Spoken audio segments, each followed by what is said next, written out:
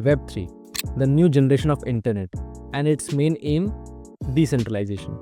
Decentralisation basically होता क्या है कि हमें एक मिडिल मैन को ख़त्म करना है कि बीच में कोई पार्टी ना हो. Like if we can create a server or a network that is of the people, for the people and by the people. इस नेटवर्क को बोलते हैं P2P, that is peer to peer network, जो कि लोगों को बनाया हुआ है और लोग ही उसे यूज़ कर रहे हैं. But peer to peer network Web3 में कैसे यूज़ होता है, उसको जानने से पहले हम समझते हैं कि पीयर टू पीयर नेटवर्क असल में होता क्या है. अब पीयर टू पीयर नेटवर्क होता क्या है? पीयर बेसिकली कोई व्यक्ति, कोई इंसान और उनका एक नेटवर्क. ठीक है, इस नेटवर्क में कोई सेंट्रल पार्टी नहीं होती जैसे गवर्नमेंट या फिर बैंक्स.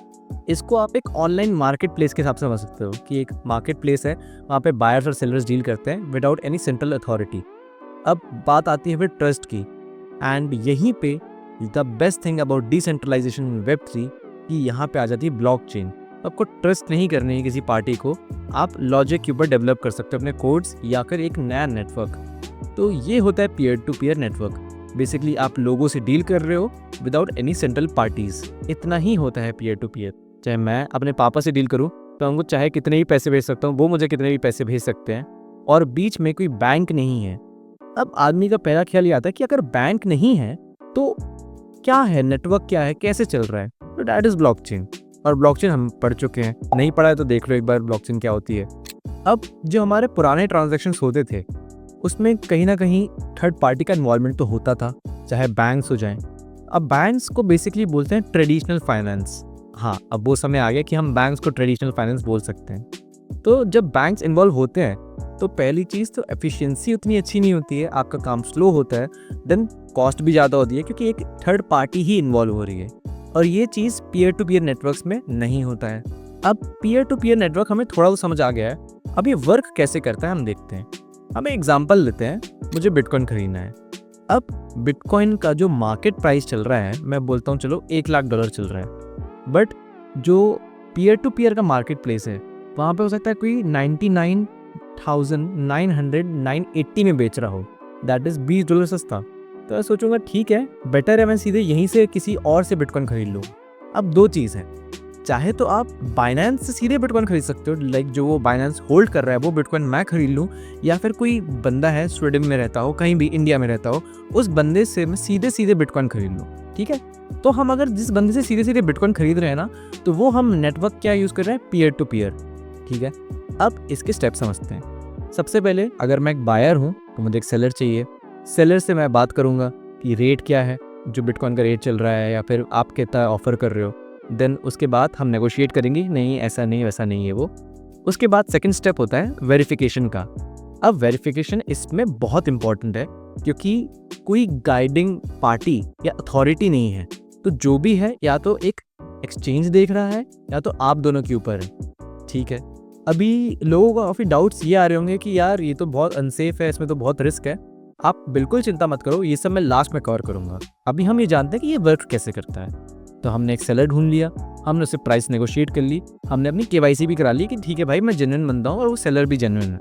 उसके बाद क्या होगा, अब मैं अपना जो पैसा है, बेसिकली मेरे पास तो फिएट करेंसी है, दैट इज INR. अब मुझे INR उसको भेजना है और वो वहाँ से बिटकॉइन रिलीज करेगा मेरे एक्सचेंज पे. तो हम क्या करते हैं कि जो एक्सचेंज है वो एस्क्रो कर लेता है. एस्क्रो क्या करता है, बेसिकली होल्ड कर लेता है. तो वो जो बिटकॉइन आने वाला था वो उसने होल्ड कर लिया, देन जो मेरे पैसे जाने वाले थे वो भी उसने होल्ड कर लिया.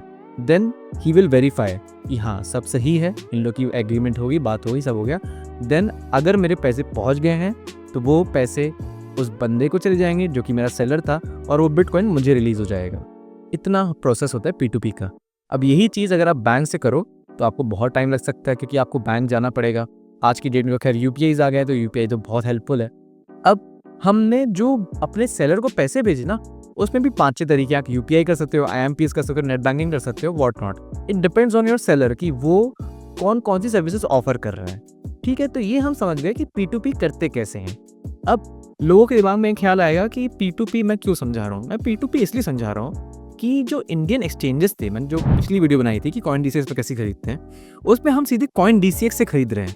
अब जो इंटरनेशनल एक्सचेंजेस हैं वहाँ पे सिक्योरिटी बहुत हाई मानी जाती है, और अगर सिक्योरिटी हाई है तो तो हम P2P में ही शिफ्ट करेंगे। अब लोग वही हो जाएगी, P2P सिक्योरिटी हाई कैसे, यहाँ तो कोई गाइड नहीं कर रहे हैं हम, बोल रहा हूँ लास्ट सब सुनने होंगे। बट बाइनेंस हो गया, कॉइनबेस हो गया, हर जगह P2P वर्क करता है, that is peer to peer network, और हम डायरेक्ट वहाँ से लोगों से ही खरीदते हैं।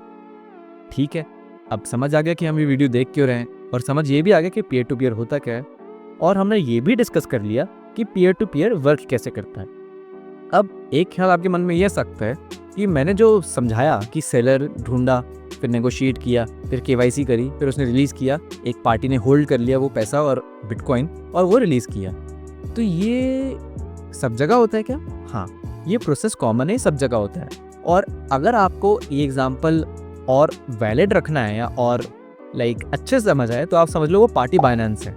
बाइनेंस में भी ऐसे ही काम होता है, सेलर लिस्टिंग होती है, कोई बंदा हो सकता है। चलो हम दूसरा एग्जांपल लेते हैं, यूएसडी का रेट अभी के समय में अराउंड 84-85 रुपीज़ चल रहा है, बट यहाँ पे पीयर टू पीयर है, यहाँ पे कोई सेंट्रल पार्टी नहीं है, क्योंकि ये जो 84 और 85 का रेट है वो तो कंट्रीज ने मिलकर डिसाइड किया है। तो यहाँ पे तो मैंने जो शुरू में बात करी थी कि राइट होना चाहिए। मैं एक एप्पल वो 1 रुपये का हो, मैं 100 रुपये में बेच सकता हूँ, मेरी मर्जी है, ना बिके वही मेरी मर्जी है। तो अब यहाँ पे होती है डिमांड एंड सप्लाई वाली बात कि कौन कितने में बेच रहा है, तो वहाँ पे होता है कॉम्पिटिशन। तो अगर आप बाइनेंस अभी खोल के देखोगे तो आपको एक USD that is 1 USDT tether आपको अराउंड 92 या 93 रुपीज़ का मिलेगा। अब कोई बोले कि अरे बाहर तो 84 का मिल रहा है, मैं कैसे क्या करूँ? बट आपको अगर क्रिप्टो करेंसीज में डील करना है तो आपको टेथर या USDCs, they are called stable coins, आपको इनसे डील करना पड़ेगा। तो अब हमने क्या किया, हमने मार्केट प्लेस खोली बाइनेंस में पीयर टू पीयर, वहाँ पे से बहुत सारे कोटेशन दिए हुए 92, 93, 94, 91, एंड आपने चूज करी जो सबसे सस्ती वाली है। नहीं करना था, क्योंकि ऐसे में क्या होता है, स्कैमर्स आपको ल्योर करते हैं कि अरे 94 रुपीज़ का मत लो, मैं आपको 89 रुपीज़ में दे रहा हूँ, 5 रुपये सस्ता, बहुत मायने देता है, बहुत ज़्यादा मायने देता है। तो सबसे बड़ी बात तो है आपको उनकी रेटिंग्स चेक करनी है, उसके बाद आप उनसे बात करते हो, नेगोशिएट करते हो। अगर नेगोशिएशन हो पाया तो ठीक है, नहीं तो ज़्यादातर तो नहीं हो पाता, क्योंकि फिक्स्ड रेट रहता है। उसके बाद वो बंदा आपकी केवाईसी करेगा। अब एक और पॉइंट ऐसा था, केवाईसी करने वाला वो कौन होता है, मैं क्यों अपने डॉक्यूमेंट्स उसको दिखाऊं भाई, ये क्या बात हुई? तो अगेन ये एक रिस्क फैक्टर है, इसको भी हम लास्ट में डिस्कस करेंगे। अब उसने केवाईसी कर लिया आपकी, आप लोगों ने प्राइस डिस्कस कर लिया, उसके बाद उसने वहाँ से रिलीज कर दिया बिटकॉइन बाइनेंस होल्ड कर रहा है, आपने अपने यहाँ से अपने INR उसको भेज दिया, INR बाइनेंस होल्ड कर रहा है। उसके बाद वो पार्टी जब दोनों चीज़ें इंश्योर कर लेंगी तो वो बिटकॉइन भी रिलीज कर देंगे और पैसे भी रिलीज कर देंगे। ये होता है पीयर टू पीयर नेटवर्क। ठीक है, समझ लिया। बाइनेंस में कैसे होता है ये भी समझ लिया। अब सबसे बड़ी बात ये आती है कि लोगों को ये लगता है कि पीयर टू पीयर नेटवर्क जो है अभी की चीज़ है। नहीं, अभी की चीज़ नहीं है। और सबसे बड़ी मिथ तो ये है कि लोगों को लगता है कि क्रिप्टो में ही होता है। बिल्कुल नहीं। 12% क्लब बाय महिंद्रा या लेन देन क्लब, ये सारे जो एप्स हैं ये सब भी पैसे इन्वेस्ट ही करा रहे हैं, but peer to peer investments use कर रहे हैं। अब ये कैसे करते हैं? अब आप समझो, आपको अपने पैसे को ग्रो करना है। सब लोग यही चाहते हैं कि इन्वेस्ट करूँ, मेरा पैसा ग्रो करे। ठीक है, आपने इन ऐप्स में गए, आपने रजिस्टर किया कि मैं पैसे आपको दे रहा हूँ, आप करो। तो ये ऐप्स क्या करते हैं, उन लोगों को ढूंढते हैं जिनको नीड हो पैसे की। बेसिकली आप लोन दे रहे हो लोगों को, आप दूसरों लोगों को जिनको नीड है आप उनको लोन दे रहे हो। और ये क्या हो रहा है, क्योंकि आप सीधे उनसे कम्युनिकेट कर रहे हो, सीधे उनको कॉन्टैक्ट कर रहे हो, तो ये पीयर टू पीयर नेटवर्क हो गया। तो जो 12% क्लब है, जो लेन देन क्लब है, इवन द वन पैसा द ऐप, ये सब लोग पीयर टू पीयर ही यूज कर रहे हैं। और 12% क्लब तो भारत पे का है। सो अगर आपको ऐसा लगता है कि नहीं ऑथेंटिक नहीं है, नहीं, ऑथेंटिक तो है, लोग काम भी कर रहे हैं और ऑथेंटिक भी है। ठीक है, तो हमने ये भी समझ लिया कि peer to peer network crypto तक तो लिमिटेड नहीं है, काफ़ी फैल गया है। और कई ऐप ऐसे भी है जैसे लेन देन है और 12% क्लब है, ये ब्लॉकचेन ही यूज़ नहीं करते। बहुत ख़राब बात है ये, क्योंकि अगर आप ब्लॉकचेन यूज़ नहीं करो तो पीयर टू पीयर का ज़्यादा मतलब नहीं निकला, क्योंकि आप खुद ही ऐसा थर्ड पार्टी एक्ट कर रहे हो। तो आप अगर मिडिलमैन को हटाने गए तो आप तो खुद मिडिलमैन बन गए, मतलब क्या निकला? तो आपको ब्लॉकचेन तो यूज़ करनी पड़ेगी, क्योंकि आपको ट्रस्ट एलिमिनेट करना है, आपको लॉजिक लाना है। अब सबसे बड़ी बात होती है स्कैम्स की, कि स्कैम्स कैसे हो रहे हैं इस फील्ड में। आए दिन खबरों में, आजकल पेपरों में छप रहा है कि 1 करोड़ का क्रिप्टो करेंसी स्कैम, 2 करोड़ का क्रिप्टो करेंसी स्कैम, स्कैंडल चल रहे हैं पूरे। ये कैसे हो रहे हैं मैं बताता हूँ। सबसे बड़ा और एक मेजर स्कैम जो आज की डेट में चल रहा है, अब आपने सेलर ढूंढ लिया, ठीक है, आप P2P कर रहे हो, बहुत ध्यान से सुनना इस चीज़ को। अब आपने सेलर ढूंढ लिया है, अब आप जो खरीद रहे हो, बेसिकली आप INR उसको भेज रहे हो, तो उसके बैंक अकाउंट में आए ना after Binance releases, what if आप बिटकॉइन बेच रहे हो, ठीक है, हम दूसरा पर्सपेक्टिव पकड़ते हैं कि आपके पास क्रिप्टो है, आपको अपना प्रॉफिट बुक करना है, तो आप किसी को बेच दो, सिंपल। तो आप अब सेलर हो, अब आपने अपना बिटकॉइन एस्क्रो करवा लिया, बेसिकली बाइनेंस होल्ड कर रहा है, जो बायर है उसने का भी पैसा बाइनेंस होल्ड कर रहा है। उसके बाद जब वो रिलीज होगा तो उस बायर का पैसा आपको मिल जाएगा, बेसिकली आपने अपना बिटकॉइन बेच दिया है और वो बिटकॉइन बायर को मिल जाएगा। व्हाट इफ जो पैसे बायर ने भेजे हैं आपको वो मनी लॉन्ड्रिंग के पैसे हो, वो किडनैपिंग के पैसे हो, उस पैसे का उस बंदे ने ITR ना भरा हो, तो क्या होगा? ऐसे स्कैम्स चल रहे हैं। अब बात ये नहीं आती है कि P2P खराब है या बाइनेंस खराब है, बात ये आती है कि इसको लेके क्लियर रेगुलेशंस ही नहीं है। अभी गवर्नमेंट ने क्या किया, हर ट्रांजैक्शन पे 1% TDS लगाया कि बेसिकली हम ट्रैक कर सकें कि पैसा कहाँ से आया, कहाँ जा रहा है।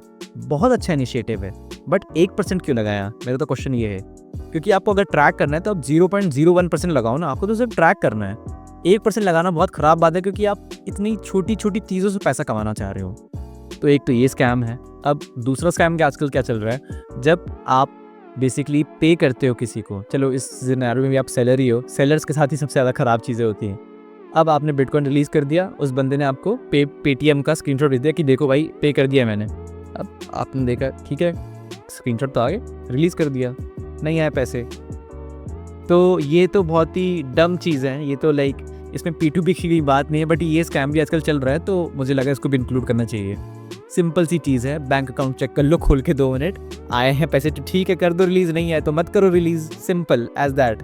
इसका तो ये भी नहीं कि मैं सोल्यूशन अलग से सेगमेंट होना हूँ, इतना ही है, चेक कर लो आए हैं पैसे कि नहीं आए हैं। तीसरा स्कैम थोड़ा इंपॉर्टेंट है, क्योंकि जब आप बायर या सेलर को अप्रोच करते हो तो आप किस बेस पे करोगे, आपको कैसे पता कि वो आपके साथ फ्रॉड नहीं करेगा? तो बाइनेंस और काफ़ी दूसरे जो P2P प्लेटफॉर्म्स हैं वो रेटिंग देते हैं कि इस बंदे ने कितने ट्रांजैक्शंस करे हैं P2P में, कभी ऐसा फ्रॉड हुआ है क्या, लोग उनको फीडबैक देते हैं। तो ये चीज़ आज की डेट में एक बड़ा बिजनेस भी है। अब रेटिंग्स देते हैं, फीडबैक्स देते हैं, और सबसे बड़ी बात कि कितना टाइम लगा एक ट्रांजैक्शन के पैसे को रिलीज़ करने में। तो ये बहुत मायने देता है कि मतलब मैंने किसी को पैसे भेज दिए और इस पूरी प्रोसेस में कितना टाइम लगा। अब आप ट्रस्ट किसको करोगे कि जो बंदा जल्दी रिलीज़ कर दे, क्योंकि क्यों टाइम लग रहा है, क्योंकि अगर मैंने पैसे भेज दिए हैं तो आपको रिलीज़ करने में तक क्यों टाइम लग रहा है, तो दैट कुड बी सस्पिशियस। तो ये 3 चीज़ें कि रेटिंग और कितना टाइम लग रहा है एंड फीडबैक्स, और उनने कितने ट्रांजैक्शंस करे हैं, ये चेक करना बहुत इंपॉर्टेंट है। ठीक है, अब हम बात करते हैं चौथे स्कैम की। चौथा स्कैम क्या है? अब अगेन आप सेलर हो, बेचने में तो बड़ी तकलीफ है, बायर्स के साथ कम स्कैम होते हैं, बट ठीक है। अब आपने अपना क्रिप्टो रिलीज़ कर दिया, सामने वाले ने आपको पैसे भेज दिए। अब सामने वाला जो बायर था वो बैंक के पास चला गया, कहते कि मेरे पैसे फ्रॉडुलेंट में गलत कर गए, मेरे को मेरा पैसा वापस चाहिए। अब आप बोलोगे क्या भैया हमें क्यों फंसा रहे हो? अब इसको लेके अगेन क्लियर कट रेगुलेशंस नहीं है इंडिया में कि अगर ऐसा होता तो हम क्या करें, क्योंकि मैं क्या बोलूँ कि मैंने बिटकॉइन बेचा है, हमने क्रिप्टो बेचा है, क्या बिटकॉइन बे क्या क्रिप्टो, रेगुलेशंस नहीं है अभी, बैंक अकाउंट फ्रीज, तो आपका बैंक अकाउंट सीधे फ्रीज हो जाएगा।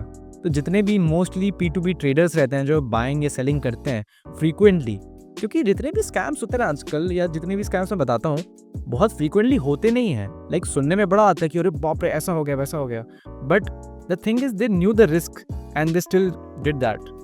बात वो होती है, अगर मैं भी प्रॉफिट बुक करता हूँ, मैं साल में 3 या 4 बार प्रॉफिट बुक करूँगा ना, मतलब मैं 4-5 बार सेलर बनूंगा। पर जो स्कैल्पिंग कर रहे हैं, जो इसमें पैसा कमा रहे हैं कि 91 का मैंने USDT खरीदा और 91.1 में बेच दिया, ये स्कैल्पिंग्स है। अब इतने सारे ट्रांजैक्शंस हो रहे हैं, तुम कैसे ITR भरोगे अपनी, क्योंकि अभी क्लियर कट रेगुलेशंस ही नहीं है। तो अनलेस आपको इसमें ही एक करियर बनाना है, मैं तो बिल्कुल अलाउ नहीं करूँगा, मतलब मेरे साइड्स तो बिल्कुल ना रहेगी इसको लेके, क्योंकि जब तक इंडिया में क्लियर कट रेगुलेशंस ना हो तो ये चीज़ करना कि 91 का खरीदा 91.1 का बेच दिया, छोटा सा प्रॉफिट कमा लिया बट क्वांटिटी ज़्यादा कर ली, मत करो। अभी इंडिया में इतने लिबरल नहीं हुए हैं सबको लेके। आपको अगर इन्वेस्ट करना है तो बिल्कुल P2P यूज़ करो, कोई दिक्कत नहीं है, वो भी वेरीफाइड सेलर्स के साथ, क्योंकि जिस हिसाब के आजकल स्कैम्स बढ़ते जा रहे हैं इस फील्ड में, वो अच्छी चीज़ नहीं है। अब जैसे चौथे स्कैम की हमने बात करी कि बाय बैक का डाल दिया कि नहीं वो पैसे गलती से कट गए, बैंक अकाउंट फ्रीज करो इसका, ऐसा वैसा जो भी, तो सामने वाला दे नहीं रहा है, तो आप कैसे बोलोगे कि हमने क्रिप्टो बेचा था यार, दिक्कत आएगी।